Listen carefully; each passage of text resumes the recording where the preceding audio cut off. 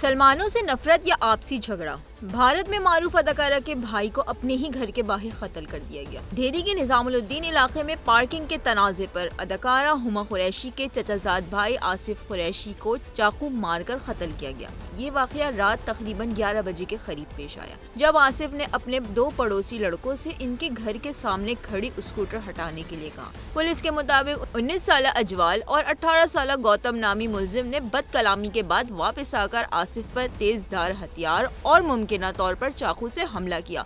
आसिफ को फौरी तौर पर अस्पताल ले जाया गया, जहां डॉक्टरों ने इसे मुर्दा करार दे दिया। पुलिस ने वाकये के बाद दोनों मुलजिमान को गिरफ्तार करके कत्ल का मुकदमा दर्ज किया और आला कत्ल बरामद किया। बताया गया कि मुलजिमान और आसिफ कुरैशी के दरमियान पहले भी बाइक पार्किंग के मसले पर तनाज़ात हो चुके थे।